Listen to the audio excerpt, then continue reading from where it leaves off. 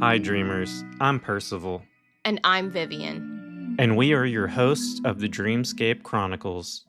If you would like to share a story for us to tell or come on the show and share it yourself, we welcome all dreamers to contact us at dreamscapechronicles@outlook.com.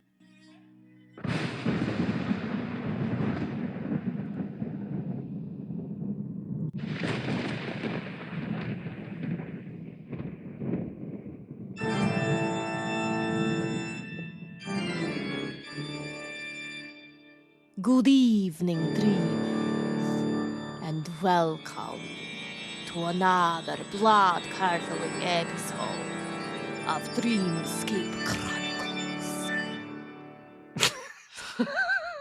Okay, Count V. Oh my gosh. So, this episode, we will be discussing quite a bit of folklore, historical text, and mythology. We will be trying our best to give you a high-level overview of the subject matter in order to see their connections. In later episodes, we will break pieces down further, but for this episode, we wanted to give you a better view of the web this topic really weaves. So bear with us as we make our way through the crazy adventure that has created what we now know today as the Lilith archetype. Sophie, what does that mean to you? What do you consider this Lilith archetype? That's an excellent question. I think that Lilith in pop culture recently, to me, means like a seductress, demon character. She's married to Satan, right? Or something like that. And, or she's like Satan's pet in a way, sexual or otherwise. But you see her in like The Adventures of Sabrina. We see her there. Okay. We see her in, cartoons now. What's the hotel one? Has Been Hotel. Has Been Hotel. Okay, I can see that. How about you? What did you kind of think of this archetype before we got much into this?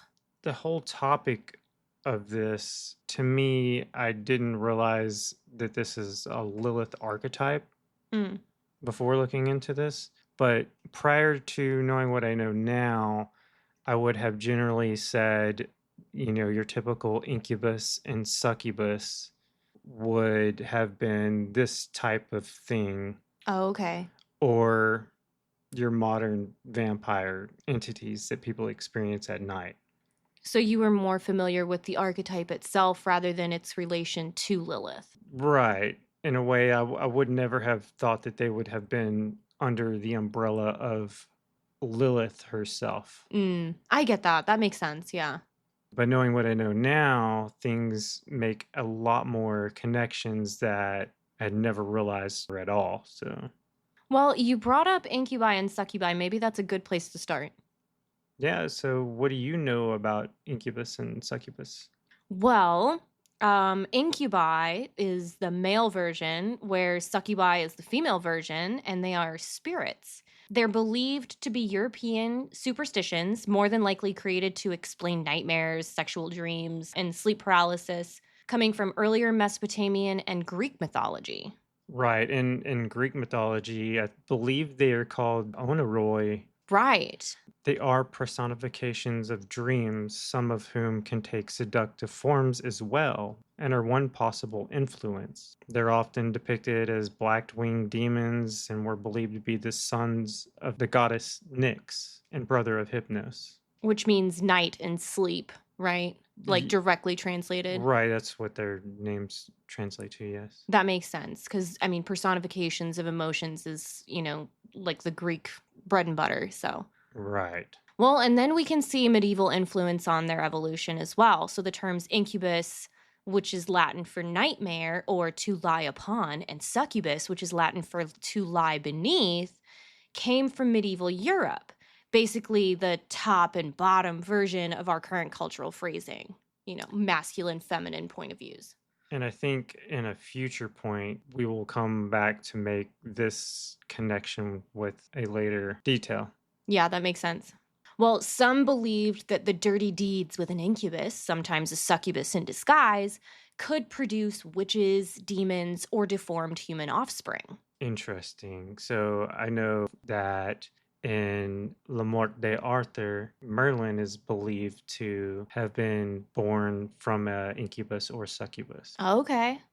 So maybe his incubus pops is where he gets his incredible powers. Right, he's believed to have gained these powers supernaturally and possibly time traveled. It's kind of a weird story. It's a good book if anybody We may wants have to to read bring that back up. Maybe we'll bring that and revisit. Well, we even see references in the Malleus Maleficarum, a book used during the medieval times for combating witches and witchcraft, describing these night creatures and ways to combat them. Known as the Witch Hammer. Oh, that's weird. Was it Matthew Hopkins? I think so. I'm not sure, but I believe that's associated with that book. Fact check that, but yeah, I'm pretty sure you're right.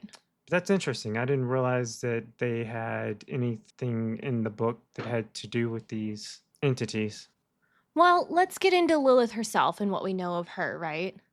Right, since she is the ultimate nighttime seducer. Mm-hmm. So let's discuss one of the most romanticized seductresses in our modern pop culture. So yeah, I believe the earliest known records of Lilith date back to ancient Mesopotamia. Which is more of a region than a people. That's true. It includes Sumerian, Akkadian, and Babylonian civilizations, of which had references of Lilith, or at least Lilith-like figures, or entities, if you will. Right. I know these early references evolved over time, and they kind of formed that figure we recognize today. So let's break down her origins and where the idea came from that created the Lilith we know today. Right, so there's been a popular story that's been going around for a while that I've heard of quite a few times and wondered where it originated from because, originally I'd never heard this story until maybe the last couple decades. It's been coming more and more into light. Yeah. We have to look at the alphabet of Ben Sirah to digest this whole topic. I agree. And, just to put it out there, I grew up pretty Baptist, like heavily Baptist, and we would never have discussed other religious texts like this. So I was not familiar with the story either coming into this. Right, and I was raised Catholic and Baptist, so this was yet again another story that would not have been spoken about at all. So definitely. I believe this is around 700 to 1000 CE. Okay. So, and it's a medieval Jewish text, right? Right, this is correct. This is the Judaic text from the 8th to 10th century. This is where Lilith is most explicitly tied to Adam and the creation myth, where she refuses to submit to Adam and leaves the garden, becoming a demon. So essentially, this was an issue of the top or bottom. And if you think back to the incubus thing we just talked about incubus meaning top and succubus meaning bottom, this is one of those first connections that we can link, right? Definitely. So she was like, why do I always have to be on bottom? Why can't I be on top? Where we were made of the same dirt, we're equals. Why do you always get to choose, kind of thing, right? That's where this idea comes from this text. And she was basically denied having her choice. Or having equality, maybe? Yeah, I think that's a better way to put it. So she said the name of God and flew away. I find it weird that she flew away because there's no mention of her in this also having wings or anything like that. But right. Some speculate when she spoke the name of God, she gained powers and flew away, or else he removed her, or maybe she had wings to begin with. I do not know. It's a very unique thing, but that will also play a role into some of these other connections. Right. While this is much later than the earlier Mesopotamian references, it draws upon the older traditions and beliefs about Lilith-like figures. This text provided a more developed and detailed narrative of Lilith, which became influential in Western folklore. In essence, Lilith's earliest roots are found in ancient Mesopotamian myths, where she evolved over a millennia into the more familiar figure in Jewish folklore and Western culture that we see. We find in Judaic texts a female demonic figure, often depicted as the first wife of Adam and the mother of demons, Lilith, who was banished from the Garden of Eden for refusing to obey him. But then we see in Hebrew text the alphabet of Ben Sirah, which is an anonymous text of the Middle Ages inspired by the Book of Sirach and written in a Muslim country between 700 and 1000 AD. And it's a compilation of 2 lists of proverbs, 22 in Jewish Babylonian Aramaic and 22 in medieval Hebrew. Now, being that this is a translation from 2 different ancient languages, we cannot be certain about any of this, just its use as reference to the Lilith tale. From it, we get a more detailed depiction of Adam's possible first wife. Right, and I believe this is the part where a lot of people are like, this is kind of a controversial because it's not written by one person per se, and some people think it was written as a parody almost. Right. More of a lost in translation here. So why don't we go ahead and read the text that we do have for this? Yeah, it's short enough. We'll just go through the whole story because I really find this interesting. Knowing the way that they depict it in Genesis, it's almost like they just skip over this little bit. Right, and this is what I think that the Jewish people had felt was missing from the original text. So this is what became of their interpretation of what was missing from Genesis. Right, which makes sense. So we'll just get into it and see what you guys think. When God created the first man, Adam, alone, God said, "It is not good for man to be alone." So, God created a woman for him, from the earth like him, and called her Lilith. They, Adam and Lilith, promptly began to argue with each other. She said, "I will not lie below," and he said, "I will not lie below, but above, since you are fit for being below, and I for being above." She said to him, "The 2 of us are equal, since we are both from the earth." And they would not listen to each other. Since Lilith saw how it was, she uttered God's ineffable name and flew away into the air. Adam stood in prayer before his Maker and said, "Master of the universe, the woman you gave me fled from me." The Holy Blessed One immediately dispatched the 3 angels, Sanoi, Sanzanoi, and Samangaloth, after her to bring her back. God said, "If she wants to return, well and good. And if not, she must accept that 100 of her children will die every day." The angels pursued her and overtook her in the sea in raging waters, the same waters in which the Egyptians would one day drown, and told her God's orders, and yet she did not want to return. They told her they would drown her in the sea, and she replied, "Leave me alone. I was only created in order to sicken babies. If they are boys from birth to day 8, I will have power over them. If they are girls from birth to day 20. When they heard her reply, they pleaded with her to come back. She swore to them in the name of the living God that whenever she would see them, or their names, or their images on an amulet, she would not overpower that baby, and she accepted that 100 of her children would die every day. Therefore, 100 of the demons die every day, and therefore we write the names of the 3 angels on amulets of young children. When Lilith sees them, she remembers her oath, and the child is protected and healed. Very well read. So one qualm with this. What's that? So essentially, she left, and the Almighty sent 3 angels after her, and they basically didn't obey his command. Why do you say that? Because he told him to bring her back. So they kind of just made a mutual agreement with her, like, put our names on a tablet, and I guess we don't bring you back.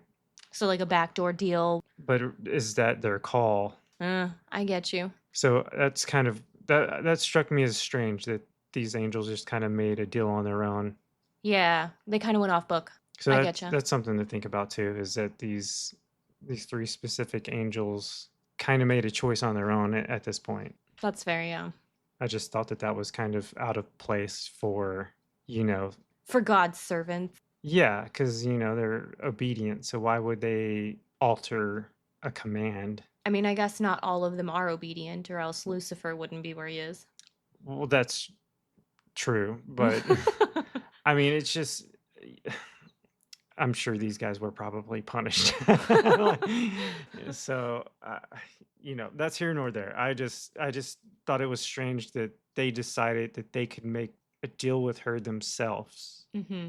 But aside from that, I guess talking about angels, we might as well talk about the individual text that is mentioned of her. And there's only one sort of mention of her in the actual Bible. That's true, and it's not in all the versions. Correct. In the earliest biblical reference to Lilith, she appears in Isaiah 34:14. While the word originally used in this verse is Lilith or Lilitu, you will only find it in very few translations. More recent translations have changed the verse to read great owl or screech owl or even just plain out owl. Right.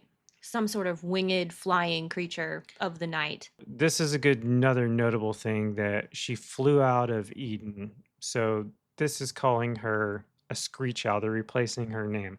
But I think here is another point that they could be talking about an owl as a person who is awake at night.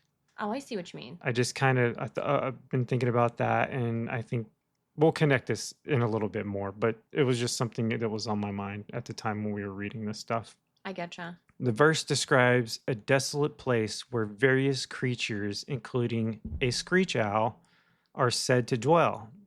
This reference in Isaiah was somewhat ambiguous, but it pointed to Lilith as an otherworldly, dangerous entity continuing her association with desolation and the dark, untamed forces of nature. So this is Isaiah 34:14. And we're reading it from an ISV because that's one of the very few translations that actually still have it in there. And desert creatures will meet with hyenas, and goat demons will call out to each other. There also Liliths will settle and find for themselves a resting place. Owls will nest there, lay eggs, hatch them, and care for their young under the shadow of their wings. Yes, indeed, vultures will gather there, each one with its mate. So if you hear that, I mean, it's very short, but it has a lot to unpack in this 2 verses, basically.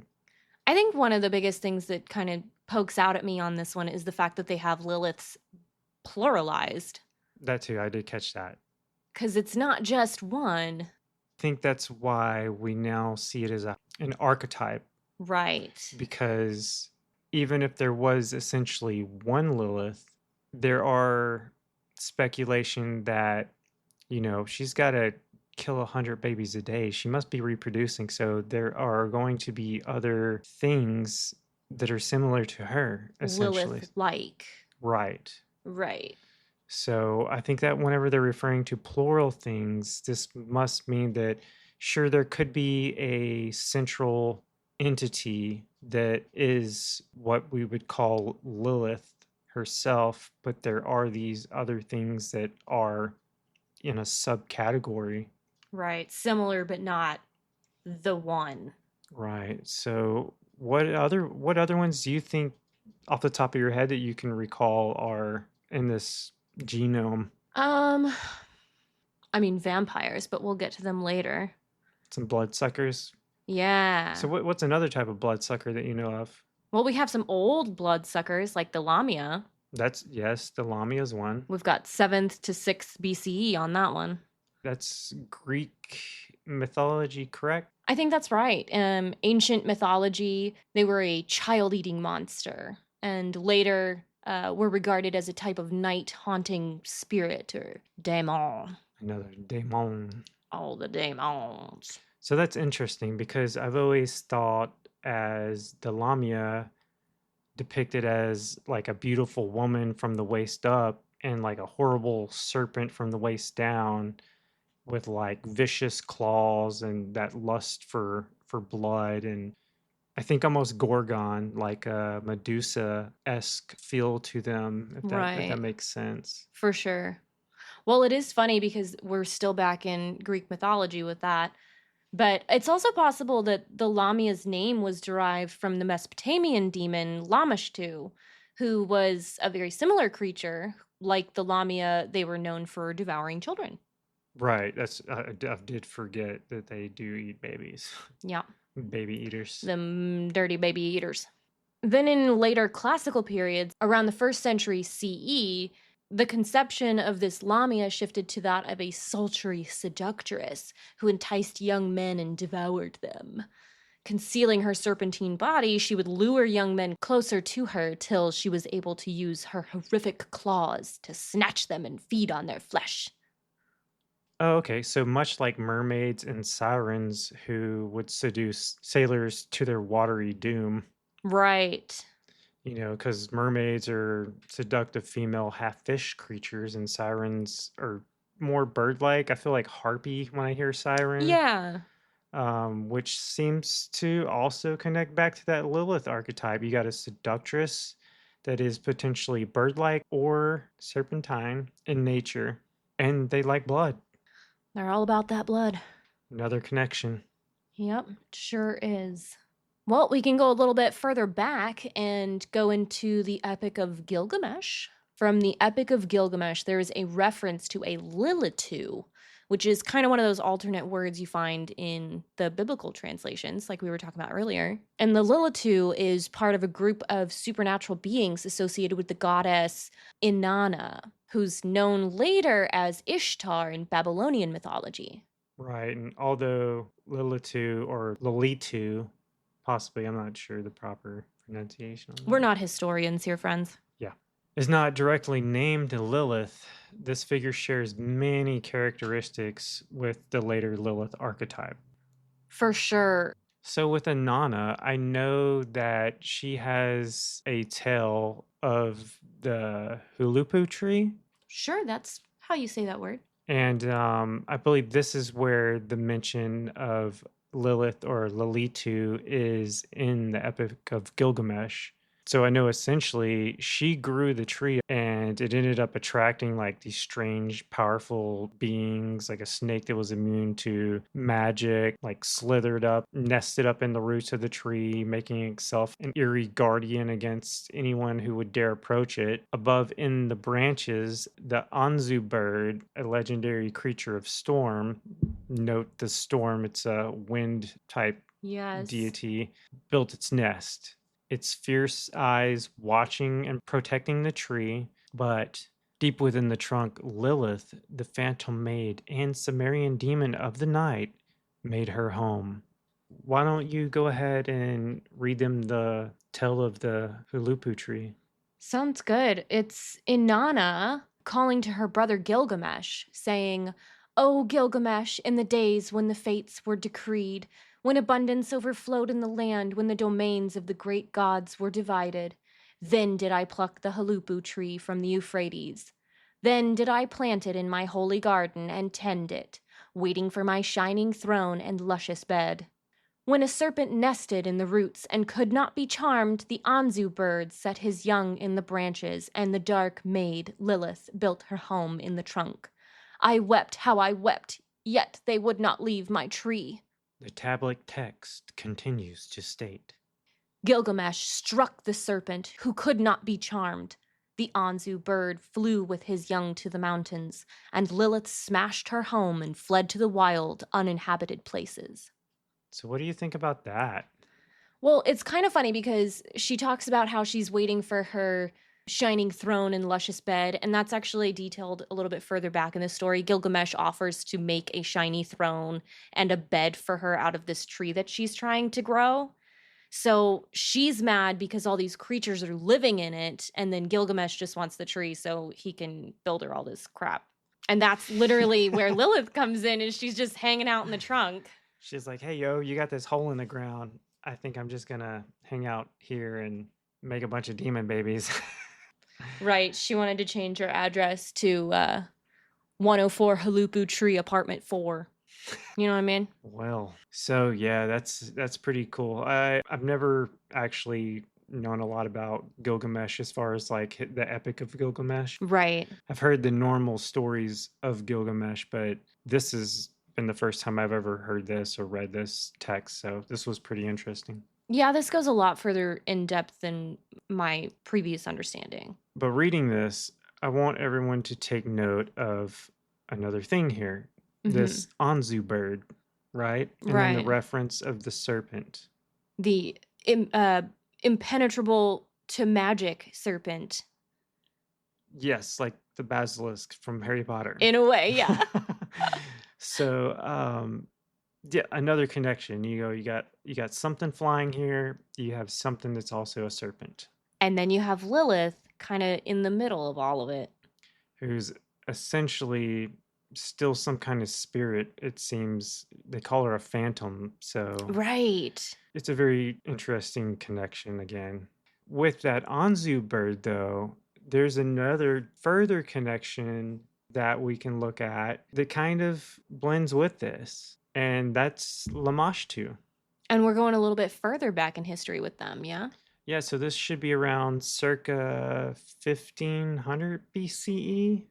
Okay. Which she is just another figure that can be seen as a predecessor of Lilith.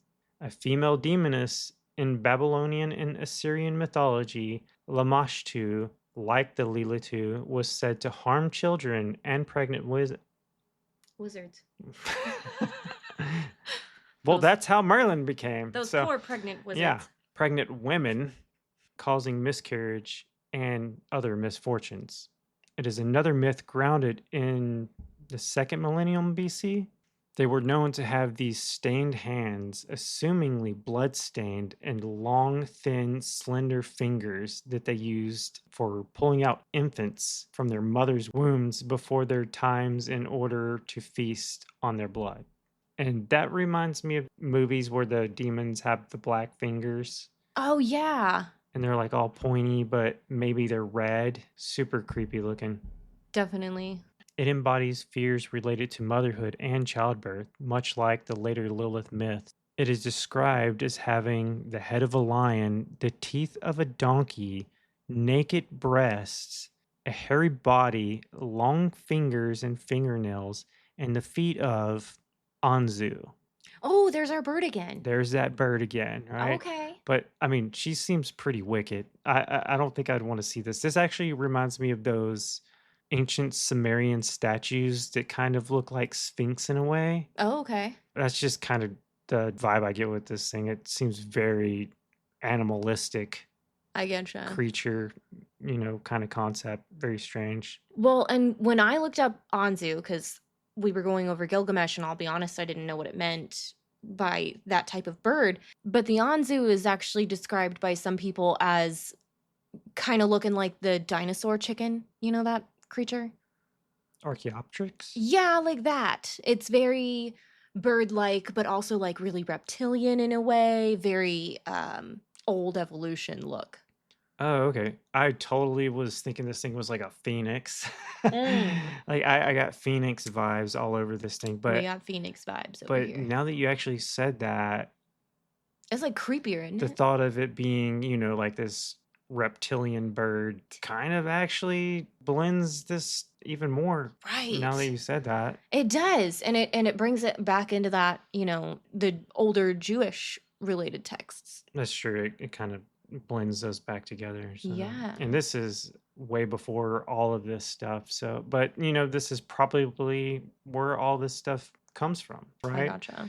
Lamashtu was considered a major threat in the ancient world, and there were amulets and spells created to protect people from her evil influence. Well, that reminds me of the Lilith tale we just heard as well. Right, with the angels and having her write their names on.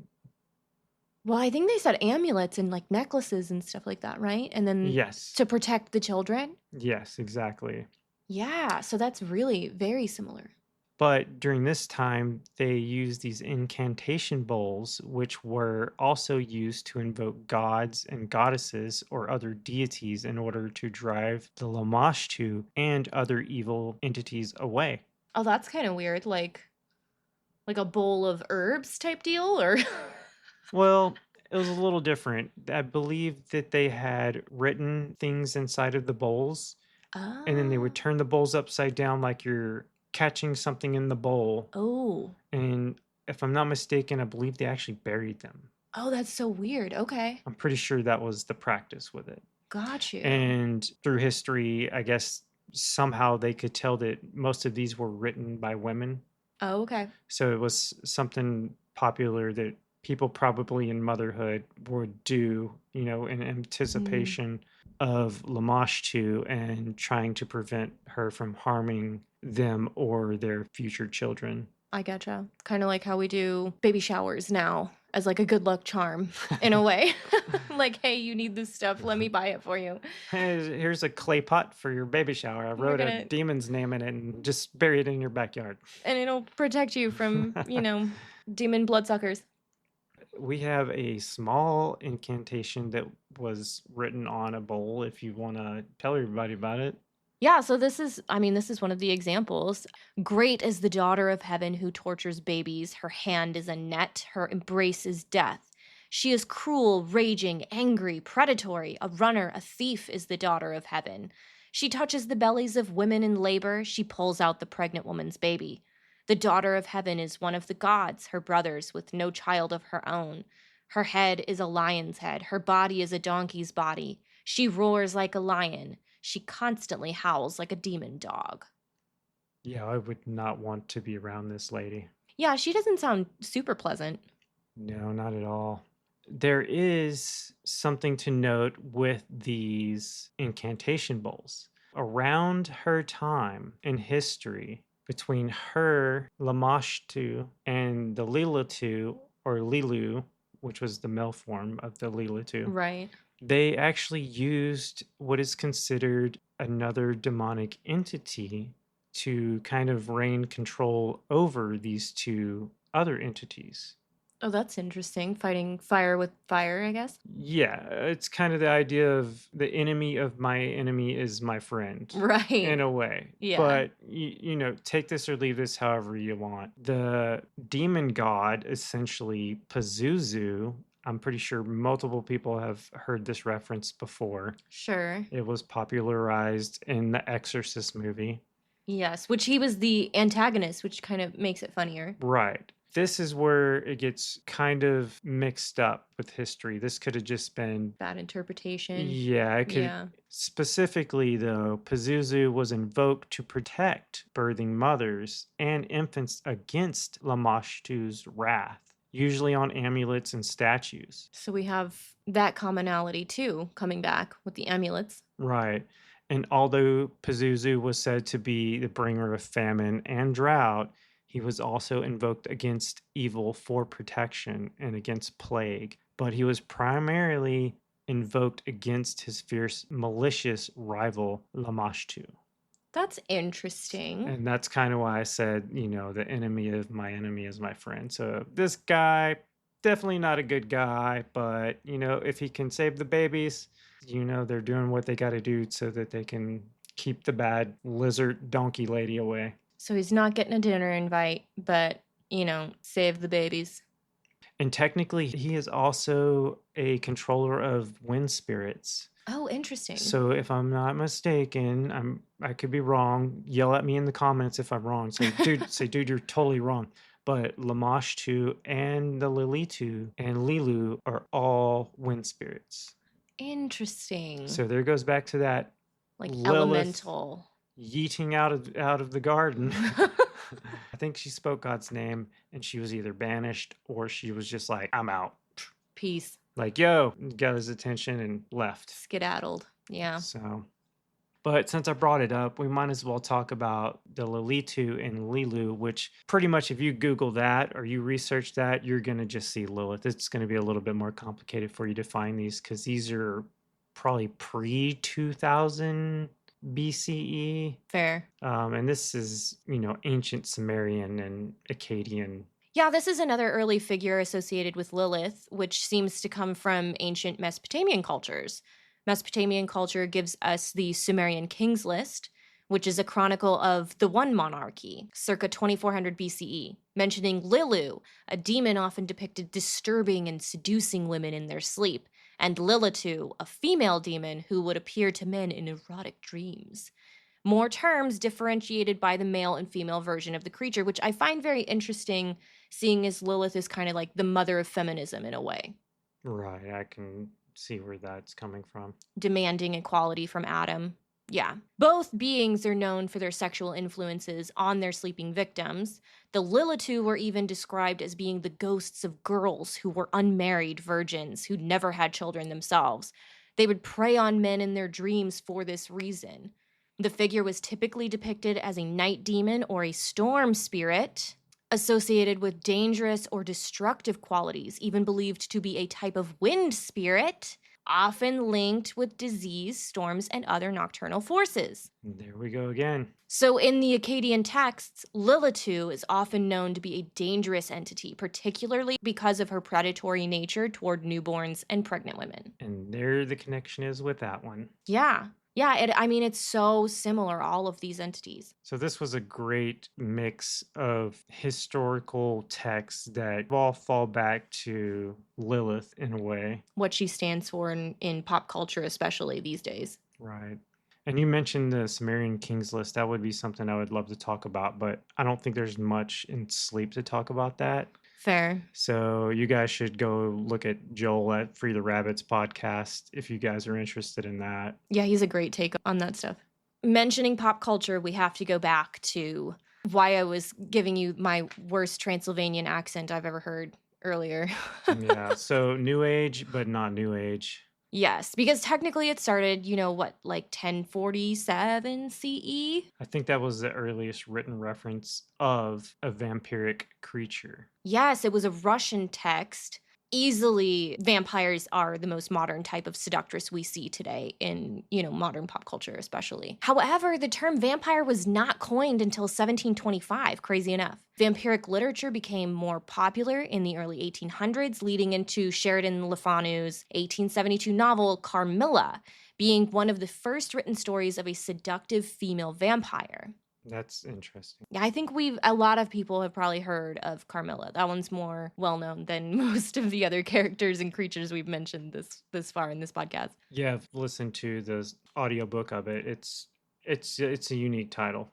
Modern pop culture depicts Lilith as the mother of vampires, even giving her a lead role in the popularized HBO series True Blood. Oh, yeah, and that's funny enough. I came from the Louisiana area, so I've definitely heard enough of the True Blood stuff. And Mr. Bill Compton. Mr. Bill Compton. Even prior to Carmilla, though, and True Blood, obviously, the tale of Elizabeth Bathory inspired many more tales from the 18th and 19th centuries. She was a countess who bathed in her virgin victim's blood in order to keep her youth and beauty. And this is obviously a very popular theme still around today. Yeah, I've heard this story multiple times. Now, there are many types of vampiric creatures referenced in multiple cultures. There's the Bloodsucher, which was widely known in Germanic culture as a famed vampire. I love the name. It gets to the point. Bloodsucker. Yeah, bloodsucker. Yeah. We even get Vlad the Impaler, which is also very on the nose, from Romanian folklore, which actually evolved to what we know as Dracula today. Vlad Dracula. Vlad. That's another popular one. But what about our newest movie that came out? It's a remake, Nosferatu. Ah, yeah, that one's pretty popularized right now. Even Nosferatu was derived from the word for vampire in archaic Romanian, meaning the offensive one or the insufferable one. The term became popularized through Western fiction like Bram Stoker's Dracula and the black and white 1922 film Nosferatu, which we now see a more current version of it today. I had a very, very interesting outtake on that compared to the old black and white film. What's funny too is Nosferatu has a lot of borrowed characteristics from Carmilla. Like, for instance, he feeds from his victim's left breast, and that is like Carmilla's thing, evidently. In the book, you get that theme. I think it was more of a take on the traditional folklore than the more modern outtake on vampiric seduction, where they're like, look into my eyes. I gotcha. And it was more of a mental psychic connection that they were linked to these individuals. Somehow they put them in some kind of trance. Yes. And then also the ending of the movie, spoiler alert, a lot of people think that Nosferatu died because the sunlight came up. Right. Well, it was pretty much announced that that was not actually what was the case that killed him, as in Dracula, you see Dracula in the daytime. It's not really the sunlight that kills him, Okay. but the fact that the purity of dawn is what killed him while he wasn't returned to his gravesite. I So it's a gotcha. different concept. It was misconstrued over time to where people thought, oh, well, they must be allergic to sunlight, where Yeah. realistically they were supposed to be in their graves before the first cocks crow. Not a UV intolerance. Right. And it was more of a divine purity that would kill them versus just sunlight. Maybe that's what my issue is. More SPF 5000. Well, it's funny bringing that back to what you said, something about a daywalker. We even see mention of a Slovakian creature called the Dampir. Balkan folklore tells us these creatures were human vampire hybrids, allowing them to walk among people during the day, which is where we get their nickname daywalkers. And of course, arguably one of the most well-known examples of a dampire would be Marvel's character Blade. Where'd you get that little beauty? That's Punisher's AT4. Which Punisher? There's been like 5 of them. There's only been one Blade. There's only ever going to be one Blade. Or if you're into anime, Vampire Hunter D. Dampir. But there's also, I mean, there's no end to how many different kinds of vampires there are out there. For instance, there were even the French estries from Jewish folklore, whose French names were directly translated as night owl, which is kind of interesting. With ding, ding, ding. Exactly, with that Lilith buzzword, owl. It's another owl. If you guys want to, well, it's too late now, but if you wanted to play a drinking game, you can replay this episode and take a shot every time we say owl. Yeah, you'd be wasted by now. There was even a story recorded in 1465 depicting a sick woman who was also an estrie, who was kept company by 2 other women, one sleeping and the other watching over the other 2. Suddenly, the sick estrie woman awoke and attacked the sleeping woman, attempting to drink her blood. She was caught by the watching woman, and the estrie attempted to unbind her hair, which would have allowed her to fly away and escape. I'm not sure how, but that's the folklore. You gotta let your hair down so you can fly. Exactly. But she was overpowered by the other 2 women, and because she was unable to drink any human blood, ultimately she died without it. This was recorded from 1465?